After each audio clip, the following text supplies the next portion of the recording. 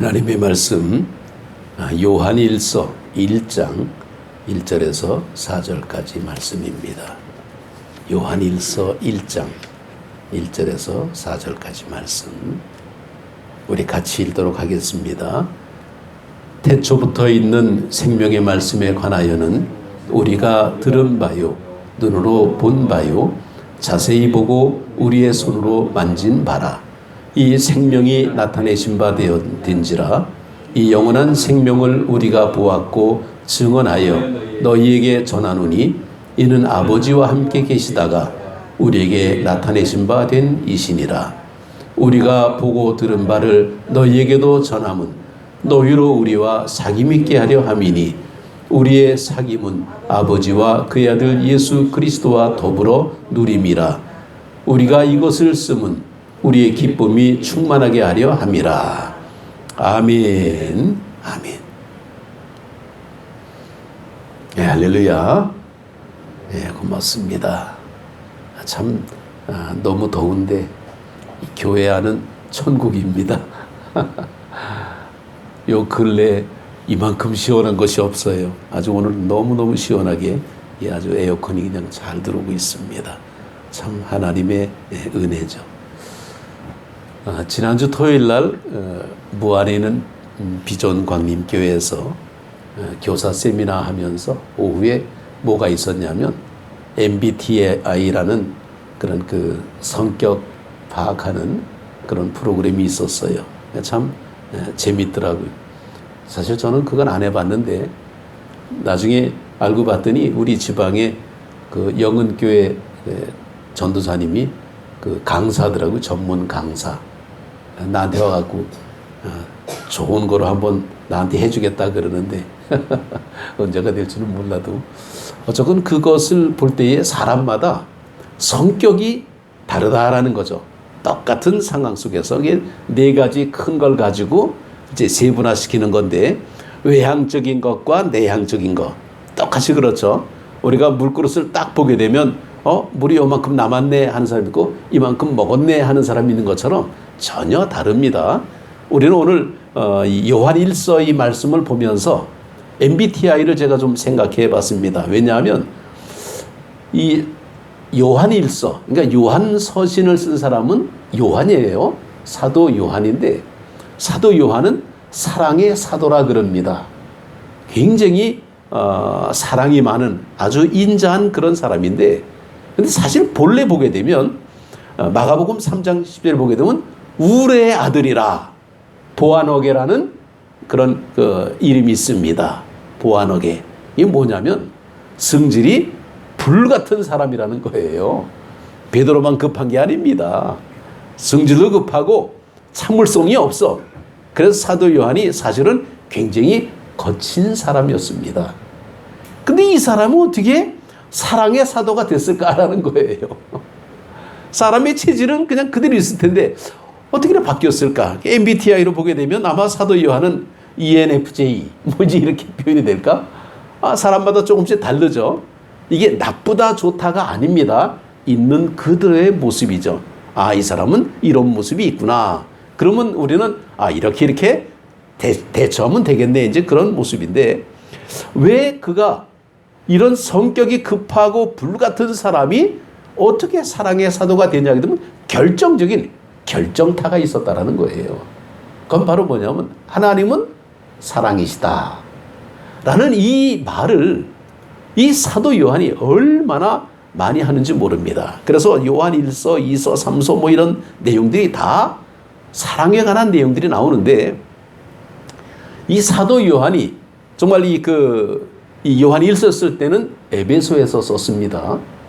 근데 이 소아시아 지역에 이 사도 요한이 관할하고 있었어요.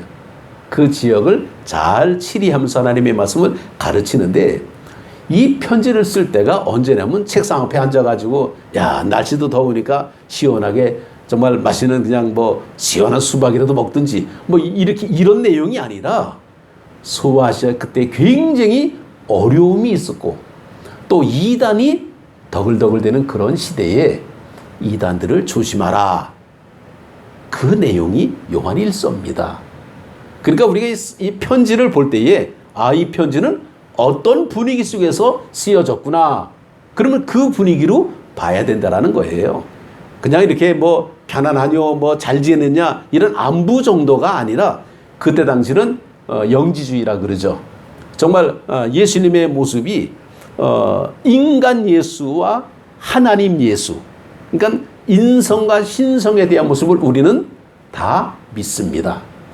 예수님은 완전한 인간으로 오셨고 완전한 하나님이십니다. 그래서 동정녀 마리아에게 오셨죠. 근데 이 영지주의 가연설, 이 영지주의는 뭘 얘기하냐면 예수님이 오시긴 오셨는데 인간 예수로 오신 그때는 인간이었고 십자가에 달려 돌아가실 때는 인간이 죽은 거고 하나님의 영은 따로 사라졌다. 이 뭐 말도 안 되는 그런 얘기를 하는 겁니다. 그러니까 신성을 강조하다 보니까 인성을 무시해버리는 거예요. 아무렇게나 그냥 해도 되는 겁니다. 왜 원래 그렇잖아요. 사람의 마음속에는 나쁜 마음도 많이 있잖아. 이게 구원받을 그런 거예요. 몸이 하는 거는 별 상관이 없어. 왜? 영혼만 구원받으면 되니까. 이게 좀 잘못된 어떤 모습이죠. 이런 게 굉장히 다양하고 또 그때 당시에 신앙의 연조, 그러니까 우리를 보게 되면 교회 다닌 지 별로 안 되는 그런 사람들, 그리고 회개하지 않은 그런 사람들, 또 때로는 낙심해가지고 교회 다니다가 안 다니는 사람들, 이런 사람들에게 쓴 편지가 요한일서예요. 그러니까 요한일서를 보게 되면 타겟, 대상이 어떤 사람이구나. 믿음이 작은 사람, 초신자, 조금만 저거 해도 흔들리는 사람, 뭐 그런 사람들에게 이 편지를 썼습니다. 그래서 이 편지를 쓸 때 가장 중요한 내용이 뭐냐면 윤리적인 모습을 굉장히 많이 강조를 하고, 그 다음에 성육신, 예수님은 이 땅에 육신으로 오신 분이다. 그리고는 하나님은 사랑이시다. 그러니까 사랑에 관한 내용을 쓰면서 하나님을 사랑한다면서 형제를 미워하면 잘못됐다. 이런 내용입니다. 그러니까 요한일서를 잘 보게 되면 너무나도 재미났습니다. 자, 그런데 이 요한이 쓴 글 가운데는 요한복음도 있는데 요한복음 4장 24절을 보게 되면 하나님은 영이시니 예배하는 자는 영과 진리로 예배할지니라. 우리가 세상에 살아가는 이 눈에 보이는 물질 세상은 나름대로 판단이 됩니다. 뭐 좋은 것도 있고 나쁜 것도 있고 마음에 드는 것도 있고 마음에 안 드는 것도 있고, 근데 눈에 안 보이는 영적인 세계의 모습은 이게 판단이 안 돼. 근거가 없습니다. 그래서 우리가 믿음 생활의 모습에서 우리가 믿음의 눈으로 바라봐야 하나님 나라를 바라볼 수 있다는 것을 얘기하고 있는데, 이 아나운서들은 절대로 욕을 안 한답니다. 방송하면서 욕하는 소리 절대로 못 듣죠. 아나운서가 방송하다 욕하면 큰일 나잖아요. 그래서 그 훈련을 그렇게 받는데 절대로 욕을 안 한대. 우리가 좀 이상하다. 그도 사람인지라 욕할 때도 있을 텐데, 뭐 그러니까 어떤 사람이 그렇게 물어봐요. 아니 그럼 운전하다가 누가 막 저거 하게 되면 화가 날 때 그러면 욕 안 하냐 그랬더니, 왜 뭐 열린음악회인가 아나운서 황수경 씨 있죠. 그 사람은 욕을 안 하고 대단하다, 대단해, 뭐 그런 데입니다. 그 얘기 듣고 나 얼마나 웃었는지. 그러니까 욕을 안 한대. 절대로 욕을 안 하고 그냥 너 잘났다 먼저 이런 식으로 하든지 하면 그러겠죠.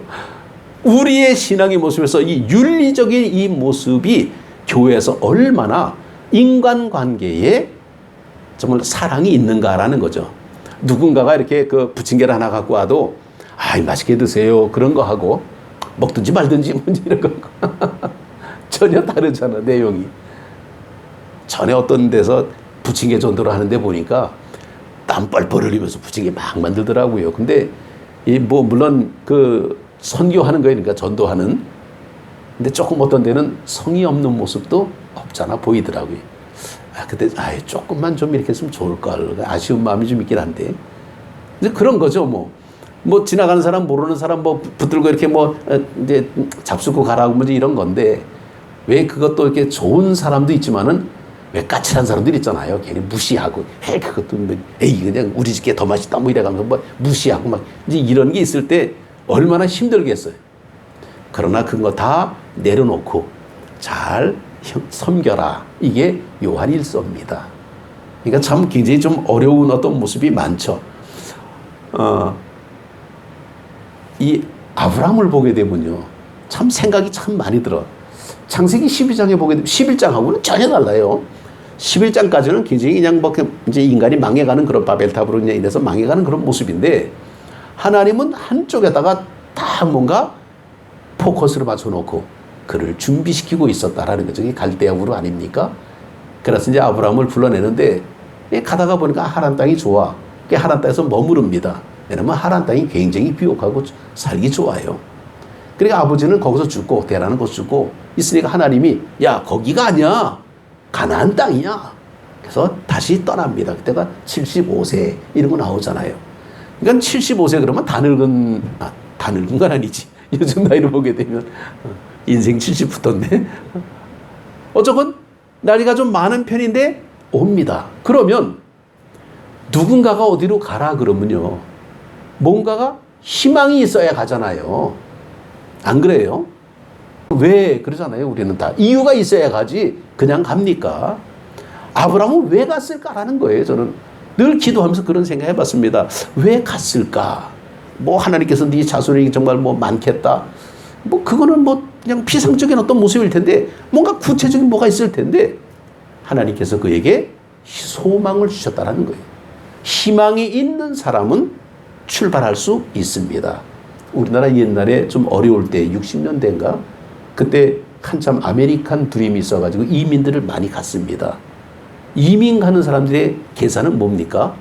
여기가 살기가 어려우니까 좀 다른 나라 가서, 미국 가서 좀 한번 잘 살아보자, 이 꿈을 가지고 가는 거 아닙니까?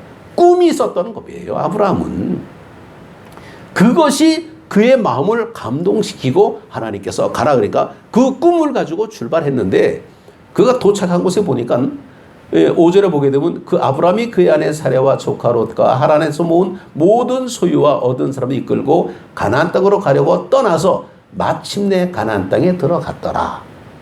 그러면 목적지에 왔습니다. 그럼 뭡니까? 하나님께서 약속해 주셨으니까 뭔가 좀 준비된 게 있어야 될 거 아니에요. 밥상이 좀 차려져 있어야 되는데 웬걸 가서 보니까 아브라함이 그 땅을 지나 세겜 땅 모래 상수리 나무에 이르니 그때에 가나안 사람이 그 땅에 거주하였더라. 이미 그 땅은 다른 사람들이 살고 있더라는 거예요. 그 우리가 볼 때 어떻게 생각합니까? 하나님 약속 위반 아닙니까? 하고 뭔가 거기에 좀 하나님 앞에 좀 반항을 해야 될 텐데 그런 내용은 전혀 없어요. 참 아브라함은 참 알다가도 모를 사람이에요. 정말 우리가 연구 많이 해야 됩니다. 그 세겜 땅 모래 상수리 나무에 이르니까, 상수리 나무가 뭐 하는지 우리는 잘 모르잖아요. 근데 옛날에는 그랬습니다. 고대 근동에 보게 되면 큰 나무들은요, 그늘이 있었어요. 그늘이 있다라는 것은 오늘날 말하면 약간의 쉼터 같은 그런 개념이에요. 그리고 거기서는 옛날에는 그 쉼터만 있는 게 아니라 거기서 종교적인 행위가 일어났습니다. 다시 말해서 거기서 하나님의 말씀을 가르치고 하는 그런 일들이 쉼터 통해서 큰 나무 밑에서 많이 일어나고 있었죠. 그러다 보니까 이 상수리 나무라는 것은 그때 당시 사람들이 많이 모이는 장소였다라는 겁니다. 그러니까 상수리 나무 그쪽으로 가니까 이미 가나안 사람들이 거기 있더라라는 거죠. 그러니까 아브라함이 조금 의아했습니다. 하나님 이 땅을 주신다 그랬는데 이미 딴 사람들이 차지하고 있으니 어떡합니까? 그때 하나님께서 아브라함에게 나타나 이르시되 내가 이 땅을 네 자손에게 주리라 하신지라. 바로 이게 키포인트입니다. 하나님이 직접 나타나셨다라는 거예요. 이게 우리는 영적 체험이라 그럽니다. 이런 영적 체험이 있는 사람은 믿음 생활이 흔들리질 않아. 하나님께서 말씀을 통해서, 꿈을 통해서, 환상을 통해서 얼마든지 하실 수가 있음에도 불구하고 이때 직접 나타나셨다. 이게 최고입니다. 우리가 뭔가 힘들고 어려운 일이 있을 때에 누군가가 짠 하고 나타나서 해결해 주게 되면 얼마나 좋아요. 해결사양 아닙니까? 하나님이 그 역할을 하셨기 때문에 아브라함은 믿음으로 그 땅에 머물 수가 있었습니다. 사도 요한도 마찬가지로 영적인 체험을 했기 때문에 하나님은 사랑이나 사실은 그는 뼈저리게 고백하면서 그런 모든 정말 그 상황을 하나님의 말씀을 통해서 그는 전도하고 있었습니다. 1절에 보게 되면 오늘 요한일서 1장 1절에 태초에 있는 생명의 말씀에 관하여는 하고 말씀하고 있습니다. 태초부터 있던 생명의 말씀에 관하여 이 하나님의 말씀과의 깊은 영적인 체험을 요한은 받았기 때문에 하나님의 말씀이 하나님이라는 사실, 요한복음에도 나오잖아요. 태초에 말씀이 계시니라 그 말씀이 하나님과 함께 계셨으니, 이 하나님의 말씀이 육신이 되신 이 예수님을 만남으로 말미암아 그 말씀이 그의 삶 속에서 큰 충격을 주고 그로 하여금 사람은 완전히 하나님은 사랑의 하나님이구나라는 사실을 그는 깨닫게 됩니다. 그것을 빛이라 그랬습니다. 빛이라는 것은 어둠이 사라지는 거예요. 작은 빛일지라도 어둠은 물러가게 되어 있습니다. 그러니까 우리는 빛 가운데 걸어가는 모습, 그래서 우리가 그 모든 생물에 빛이 있어야 꽃이 핀다 그러잖아요. 그러니까 이 지하 쪽에는, 지하상가나 이런 데는 꽃이 다 죽어요. 화분들이 막 죽어. 성장을 못해. 그 빛이 있어야 됩니다. 그래서 빛이 이제 광합성을 일으켜가지고 뭐 이제 꽃도 피우고 이제 뭐 그러는데, 이 생명의 빛인 바로 이 생명의 말씀, 그 하나님의 아들인 예수님을 바로 빛이라고 말씀하고 있습니다. 그래서 요한이 기록한 서신에는 이 영생이라는 표현이 많이 나오는데, 영생 그러면 천국에 들어가는 것, 구원받는 것, 영원히 사는 것, 이렇게 영생을 표현하고 있는데, 사도 바울은 또 이 모습을 그리스도 안에서 이런 표현도 하고 있습니다. 그러니까 영생이라는 표현의 모습이 이렇게 다양하게 이해가 되고 있습니다. 이런 영적인 체험, 그리스도 안에서 정말 천국을 향한 그런 모습, 이것이 바로 영생의 모습인데, 바로 이 영생의 모습이 사도 요한을 통해서 우리에게 보여주셨기 때문에 이 사도 요한은 이 말씀을 우리들에게 증거하고 있습니다. 바벨론의 군대가 예루살렘을 침략해가지고 유다를 포위했을 때에 시디기야, 유다의 가장 마지막 왕이죠. 시디기야가 예레미야에게 이렇게 묻습니다. 혹시 여호와께로서 받은 말씀이 있느냐라고 물어봐요.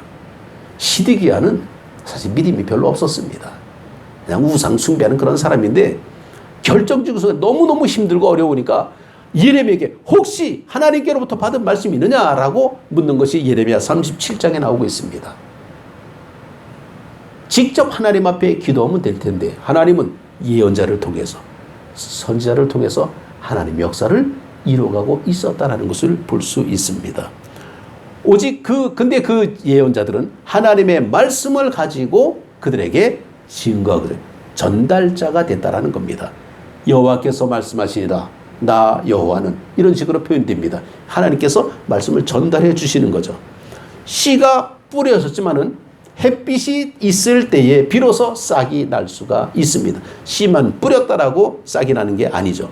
말씀을 들을 때 성령님께서 우리 가운데 감동을 주셔야 내가 믿습니다라는 믿음의 싹이 나오게 되는 거죠.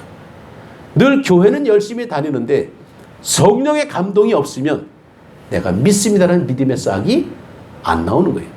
씨앗을 많이 뿌렸는데 어떤 씨앗은 그냥 죽어버리는 게 있고, 어떤 거는 거기서 싹을 튀는 게 있더라고요. 우리가 잘 모르겠어. 그냥 무조건 뿌려봤어요. 그러니까 그 중에 싹이 나는 게 있고 죽는 게 막 그렇더라고요. 우리가 하나님의 말씀에 감동이 돼서 성령의 감동이 될 때에 내가 믿습니다라는 고백의 싹이 나오게 됩니다. 잘 지어진 하우스에서 자라는 꽃들은 조금만 저거 해도 좀 힘들다 그러죠. 근데 노지에서 크는 꽃들, 큰 꽃 없습니다. 야생화들은 거의가 작더라고요. 근데 향이 굉장히 짙어요. 그게 살아가는 존재의 모습이죠. 어떤 것에서는 야생화가 더 귀할 수 있습니다.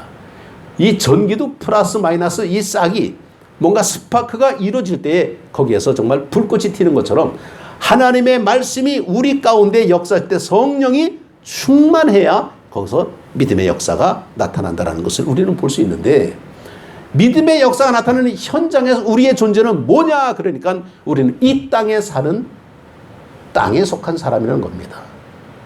하늘에 속한 사람 같으면 괴로움과 근심 걱정이 없을 텐데, 우리는 이 땅을 밟고 사는 이 땅의 사람이기 때문에, 이중 국적을 가졌기 때문에 우리에게는 늘 염려와 근심과 걱정이 떠난 날이 없습니다.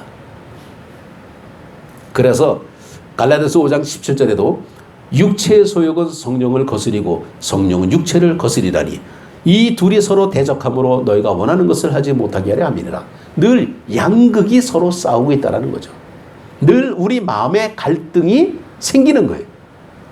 어떤 상황을 놓고 볼 때에 이것이 나한테 옳은가 그른가 뭔가 자꾸만 계산하려고 그래. 그냥 좋으면 좋은 겁니다. 애들은 계산 안 하잖아요. 그냥 막 웃고 말잖아. 그렇게 우리가 믿음의 삶을 살아갈 때는 정말 양극이 부딪히는 것이 아니라 양극이 조화를 이루게 되는데, 요한일서 1장 7절을 보게 되면 이런 말씀이 나옵니다. 그가 빛 가운데 계신 것 같이 우리도 빛 가운데 행하면 우리가 서로 사귐이 있고 그 아들 예수의 피가 우리를 모든 죄에서 깨끗하게 하실 것이요 라고 말씀합니다. 우리가 서로 사귐이 있다. 제가 이 사귐이 뭘까? 영어 성경을 좀 보니까 fellowship이라고 나오더라고요. fellowship은 뭐냐면요, 따라오는 거예요. 받아주는 거예요. 배려해주고 수용해주는 거예요. 뭔 얘기를 해도 받아주는 게 fellowship입니다. 누가 이렇게 맛있는 음식을 만들었습니다. 준비를 잘 해가지고. 자, 준비 다 됐으니까 먹으세요. 그러면 얼마나 좋아요. 근데 먹으려고 보니까 마음에 안 들어. 에이, 뭐 입맛이 없어서. 이런 식으로 그걸 좀 살짝 사용하게 되면 기분이 언짢아지겠죠. 비록 입맛이 좀 없고 마음에 안 들더라도 만든 사람 성의를 봐서라도 아유, 이걸 만드는데 얼마나 수고했냐고, 잘 먹겠다고. 이게 팔로우십이에요. 근데 립 서비스하고는 다르다는 겁니다. 그냥 비 맞히는 거 결코 아닙니다. 자기 진심을 다해서 하는 얘기와 비 맞히는 얘기는 애들도 알더라고요.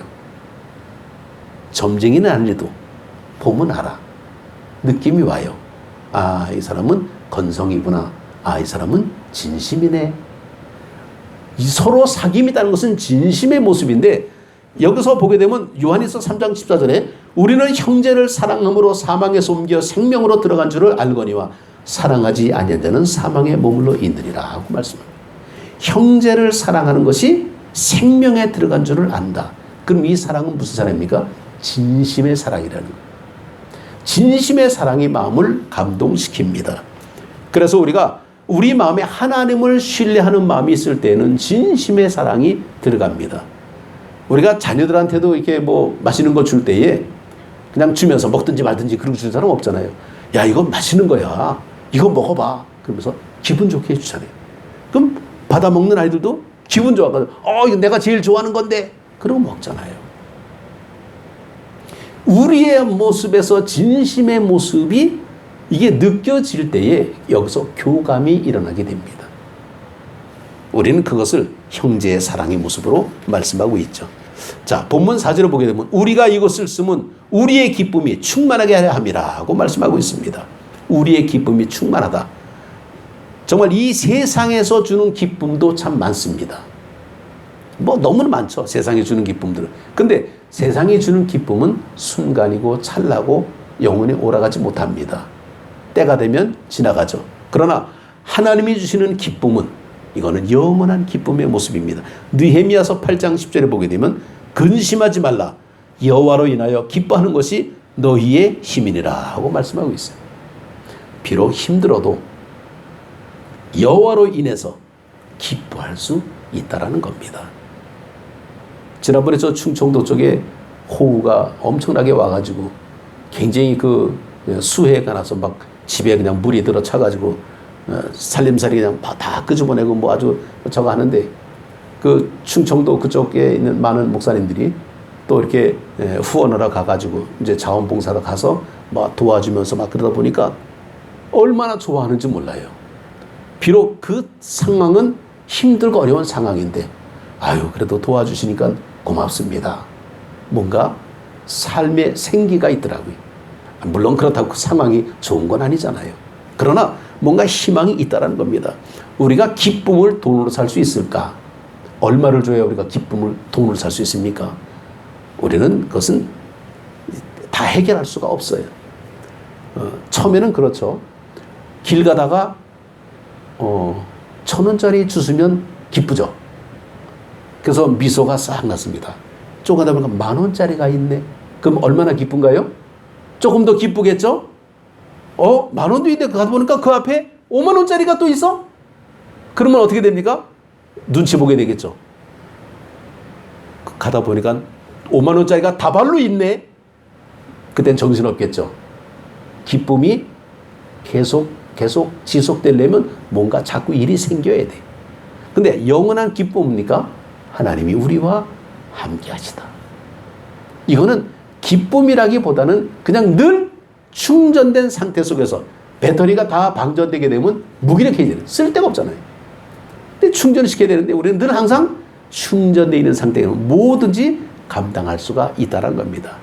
늘 능동적으로 감당할 수가 있죠. 그 미당 서동주 시인은 나를 키운 건 8알의 바람이었다. 이런 시가 있습니다.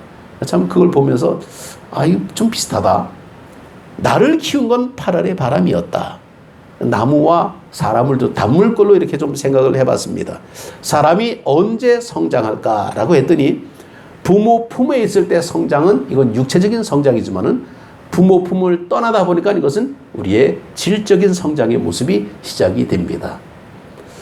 그래서 아이들은 부모와 떨어져 살면서 여러 가지 어려움을 겪을 때에 그때 비로소 어른으로 성장하게 되죠. 근데 조금 일찍 조시부모 해가지고 성장하게 되면 뭡니까? 애어른이라 그러잖아요. 참 기특하긴 한데 뭔가 측은하고 안쓰럽죠. 애는 애다 와야 되는데. 자, 나무는 바람이 불 때 힘을 완전히 빼고 바람에 맡긴다 그럽니다. 그걸 우리는 흔들거린다라고 얘기하잖아요. 저항하는 나무는 없습니다. 나무는 바람에 많이 흔들릴수록 큰 나무가 되는데 바람이란 임의로 불기 때문에 누구든지 멈추거나 방향을 돌릴 수는 없습니다. 자, 인생의 바람을 우리가 덤빈다라고 할 때 우리는 부러지고 맙니다. 바람이 불면 그냥 맡겨야 되겠죠. 맡긴다는 것은 무책임이 아니라는 겁니다. 내가 해야 할 일은 해야 되지만은 할 수 없는 일은 하나님 앞에 맡겨야 됩니다. 이게 바람에 맡기는 거예요. 내가 할 수 없는 건 어떻게 하겠어요? 맡겨야지 뭐. 할 수 없는데 그냥 우리가 붙들고 늘어져 봐야 나만 다칠 수밖에 없습니다. 중요한 것은요, 죽은 나무는 흔들리지 않습니다. 꺾여버리고 부서져버리고 맙니다. 그러니까 흔들린다라는 것은 뭡니까? 살아있다라는 거예요. 우리의 신앙 속에서 흔들림이 있다라는 것은 여전히 어려움과 고난이 존재하고 있다라는 것을 우리가 볼 때에 고난의 바람이 분다면 우리는 흔들려야 되는데 그냥 흔들리는 게 아니라 춤을 추듯이 흔들자라는 거예요. 참 이런 아름다운 생각을 해봤습니다. 나는 댄스는 잘 못하지만은 댄스를 볼 때 얼마나 아름다워요. 이 춤이라는 게 그렇잖아요. 보는 사람 즐겁고 하는 사람은 신나고 그러겠죠. 정말 시편 119편에 보니까 어려움을 만났을 때 어려움을 피하거나 물리쳐달라고 부탁하지 않고 밤에 주의 이름을 기억하게 해달라고 기도합니다. 시편 119편은 119라 그러잖아요. 제일 깁니다. 제일 길다 보니까 좀 이렇게 그냥 건성 넘어갈 때 있는데 한번 그냥 끝까지 한번 봤어. 시편 119편을. 그랬더니 119. 하나님 이 어려움이 좀 물리쳐 주시옵소서 이런 것이 아니라 오히려 밤에 주의 이름을 기억하게 해달라고 그리고 밤에도 주의 법을 지킬 수 있도록 기도합니다. 이게 55절에도 나오죠. 밤중에 일어나 주께 감사하게 해달라고 노래하고 있습니다. 이 밤이라는 것은 고난이에요. 어려움이고 힘든 겁니다.